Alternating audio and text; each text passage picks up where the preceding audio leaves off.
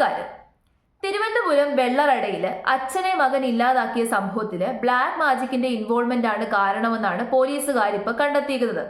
അപ്പൊ ഈ മകന്റെ പേര് പ്രജിൻ എന്നാണ്. അവൻ 28 വയസ്സാണ്. അപ്പൊ ഈ പ്രജിന്റെ അമ്മയും ഇതേ കാര്യം തന്നെയാണ് പോലീസുകാർക്ക് മൊഴി നൽകിയത്. ഈ പ്രജിൻ അത്യാവശ്യം നല്ലൊരു പയ്യനായിരുന്നു എന്നാണ് ആ നാട്ടുകാരും ബന്ധുക്കളും ഒക്കെ പറയുന്നത്. അച്ഛനെയും അമ്മയൊക്കെ അനുസരിച്ചിരുന്നു, അത്യാവശ്യം പഠിച്ചിരുന്നു. അതിനുശേഷം പ്രജിൻ മെഡിക്കൽ വിദ്യാഭ്യാസത്തിന് വേണ്ടിയിട്ട് ചൈനയിലേക്ക് പോയി.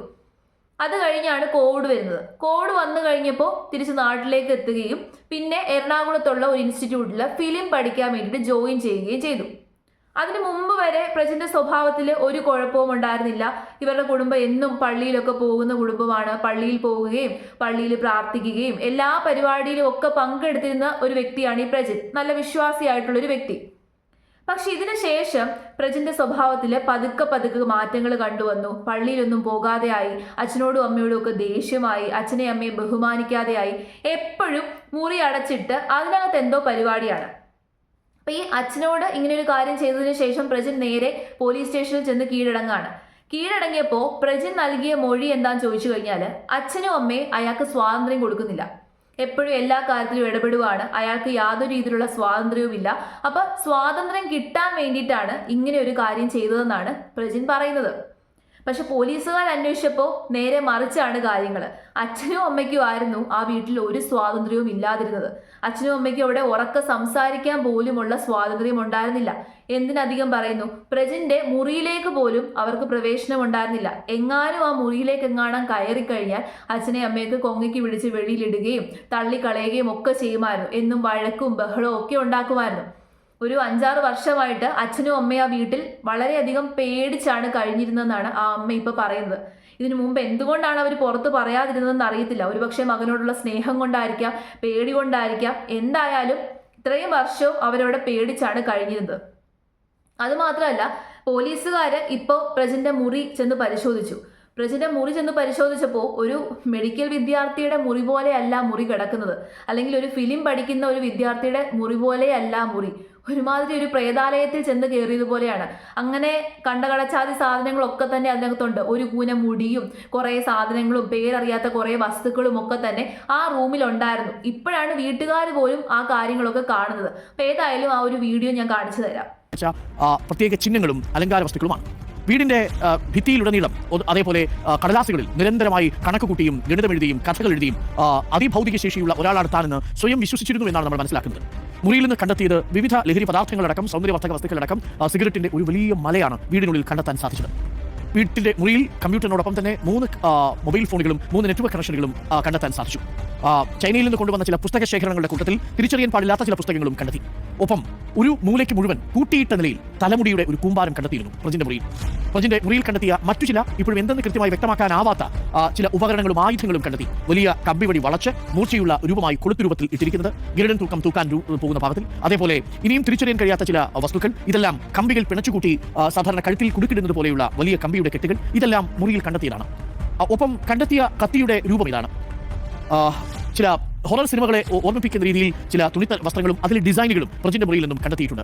ഒപ്പം ദുരൂഹത ഉയർത്തുന്ന തരത്തിലുള്ള ചെറിയ അലങ്കാര വസ്തുക്കളും ശില്പങ്ങളും മന്ത്രവാദത്തിന് ഉപയോഗിച്ചിരുന്നുവെന്ന് സംശയിക്കുന്ന ഉപകരണങ്ങളും വീട്ടിൽ നിന്ന് കണ്ടെത്തിയിട്ടുണ്ട്. എന്തൊക്കെ സാധനങ്ങളാണ് ആ മുറിക്കകത്തുണ്ടായിരുന്നെന്ന് നോക്കിക്കേ. ഇത് കണ്ടു കഴിയുമ്പോൾ ബോധമുള്ള ഒരു വ്യക്തിയുടെ മുറിയായിട്ട് നമുക്ക് തോന്നത്തില്ല. അതങ്ങനെയാണ്. ഈ ബ്ലാക്ക് മാജിക്കിന്റെ ഒക്കെ പുറകെ പോകുന്നവർക്ക് പിന്നെ ഒരു സാമാന്യ ബോധം ഉണ്ടായിരിക്കത്തില്ല. അവർ സാധാരണ മനുഷ്യർ ചിന്തിക്കുന്നത് പോലെ ആയിരിക്കില്ല ചിന്തിക്കുന്നത്. പക്ഷെ പ്രജിന്റെ സൈക്കോളജിക്കലി അവനൊരു കുഴപ്പമില്ല. അത് സൈക്കോളജിസ്റ്റുകൾ തന്നെ പറഞ്ഞതാണ്. സൈക്കോളജിക്കലി അവനൊരു കുഴപ്പമില്ല. മാനസികമായിട്ടുള്ള പ്രശ്നമുണ്ട് എന്ന് പറഞ്ഞ് ഇനി പ്രജിന് രക്ഷപ്പെടാൻ പറ്റത്തില്ല. മാനസികമായിട്ട് പെർഫെക്റ്റ് ആയിട്ടുള്ള കണ്ടീഷനിലാണ് പ്രജിനുള്ളത്. അപ്പൊ അതല്ല, അവൻ സ്വബോധത്തോടു കൂടി തന്നെ കാണിച്ചു കൂട്ടിയ വേലത്തരങ്ങളാണിത്.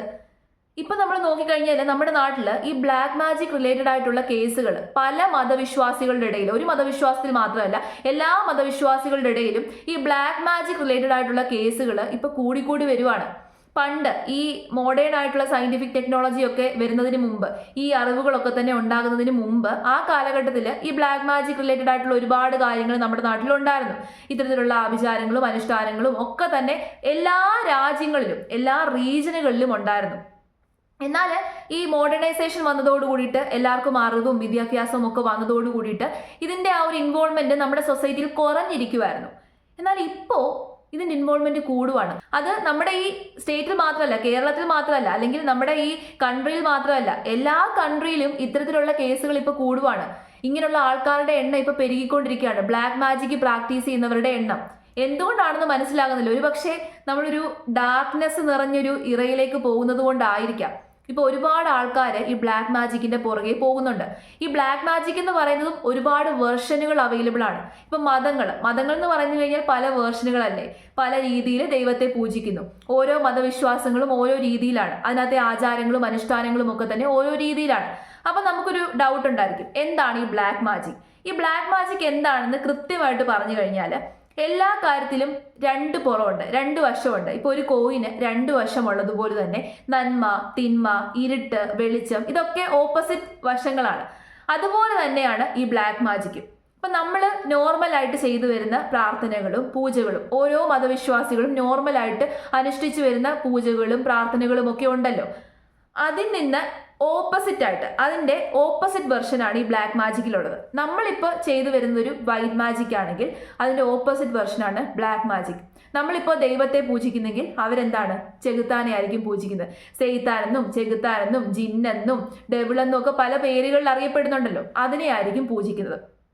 അതായത് ഡാർക്ക്നെസ്സിന്റെ ബീയിങ്ങുകളെ ആയിരിക്കും ഈ ബ്ലാക്ക് മാജിക് ഫോളോ ചെയ്യുന്നവർ പൂജിക്കുന്നത്. ഇപ്പോൾ ഒരു ഉദാഹരണം പറഞ്ഞു കഴിഞ്ഞാൽ എസ്ര മൂവി നിങ്ങൾ എടുത്ത് നോക്കിക്കഴിഞ്ഞാൽ അതിനകത്ത് ഈ ഒരു കാര്യത്തെക്കുറിച്ച് പറയുന്നുണ്ട്.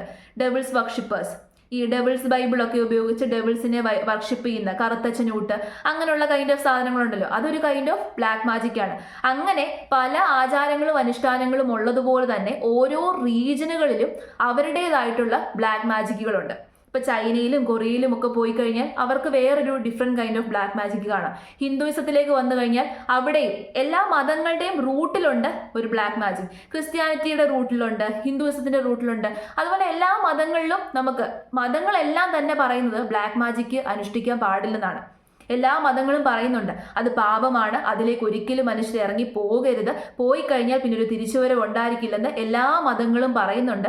പക്ഷേ മനുഷ്യരുടെ ആർത്തി, മനുഷ്യരുടെ ഉള്ളിലെ ആ ഒരു ഇതുണ്ടല്ലോ, എല്ലാം വെട്ടിപ്പിടിക്കുക എന്ന് പറയുന്ന ആ ഒരു സംഭവം ഉണ്ടല്ലോ, ആ ആർത്തിയിൽ നിന്നുണ്ടായതാണ് ഈ ബ്ലാക്ക് മാജിക് എന്ന് പറയുന്ന സാധനം. അപ്പോൾ ഈ ഒരു കാര്യത്തിലേക്ക് ഇറങ്ങി ചെല്ലുന്നവർക്കറിയാം ഇത് തെറ്റാണ്, അതിലേക്ക് പോകാൻ പാടില്ല, പോയി കഴിഞ്ഞാൽ നമുക്കും കൂടി ആപത്താണെന്ന് അവർക്കറിയാം. പിന്നെ എന്തുകൊണ്ടാണ് ഇവർ പോകുന്നത്? ഈ ആർത്തി. ശരിക്കും പെട്ടെന്ന് കിട്ടും, പെട്ടെന്ന് എല്ലാം കിട്ടും. മറ്റൊരാൾക്ക് ഹാം ഉണ്ടാക്കണം, മറ്റൊരാൾക്ക് ഉപദ്രവം ഉണ്ടാക്കണം, പെട്ടെന്ന് ആർത്തിയിലൂടെ എല്ലാം കിട്ടണം.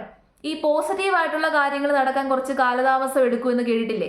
പക്ഷെ നെഗറ്റീവായിട്ടുള്ള കാര്യങ്ങൾ പെട്ടെന്ന് നടക്കും. അപ്പോൾ നെഗറ്റീവായിട്ടുള്ള രീതിയിൽ എല്ലാ കാര്യങ്ങളും പെട്ടെന്ന് നടക്കാനും നമ്മുടെ ആവശ്യങ്ങൾ ഒരിക്കലും സാധിക്കാത്ത ആവശ്യങ്ങളൊക്കെ സാധിക്കാനും മറ്റുള്ളവർക്ക് ഉപദ്രവം ഉണ്ടാക്കാനും ഒക്കെയാണ് ഇതിലേക്ക് പോകുന്നത്. പക്ഷേ ബ്ലാക്ക് മാജിക്കിലേക്ക് പോയി കഴിഞ്ഞാൽ പിന്നൊരു തിരിച്ചുവരവ് ഉണ്ടാവില്ല.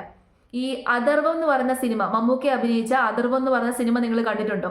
അതിനകത്ത് ഏകദേശം ഈ ഒരു കൈൻഡ് ഓഫ് സാധനമാണ് കാണിക്കുന്നത്. അത് ഈ അഥർവവേദം എന്ന് പറയുന്ന ഒരു വേദമുണ്ട്, അതിനകത്തെ സാധനങ്ങൾ പ്രാക്ടീസ് ചെയ്യുന്ന വ്യക്തിയാണ് നമ്മുടെ മമ്മൂക്ക ആ ഒരു സിനിമയ്ക്കകത്ത്.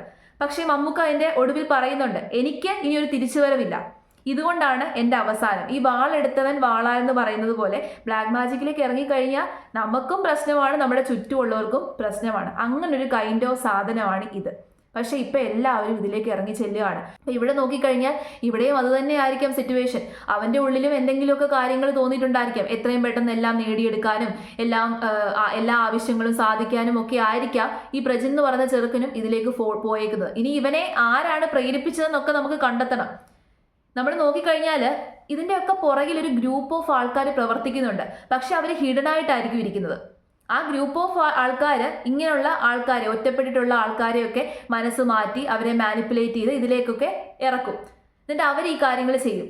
പക്ഷേ ഇതൊക്കെ വളർത്തി വരാനും ഇതൊക്കെ ഡെവലപ്പ് ചെയ്ത് കൊണ്ടുവരാൻ വേണ്ടിയിട്ടും ഇതിൻ്റെയൊക്കെ ഇടയിൽ അവർ ഹിഡൻ ആയിട്ടായിരിക്കും ഇരിക്കുന്നത്, അവർ ബേസിലായിരിക്കും പ്രവർത്തിക്കുന്നത്. അങ്ങനെ ഒരു ആൾക്കാരുണ്ട്, അങ്ങനെ ഒരു ഗ്രൂപ്പ് ഉണ്ട്.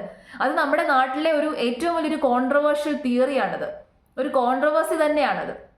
അപ്പോൾ ഏതായാലും ഇങ്ങനെയുള്ള സംഭവത്തിലേക്കൊന്നും നിങ്ങൾ ചെന്ന് തല വെച്ച് കൊടുക്കാതിരിക്കുക.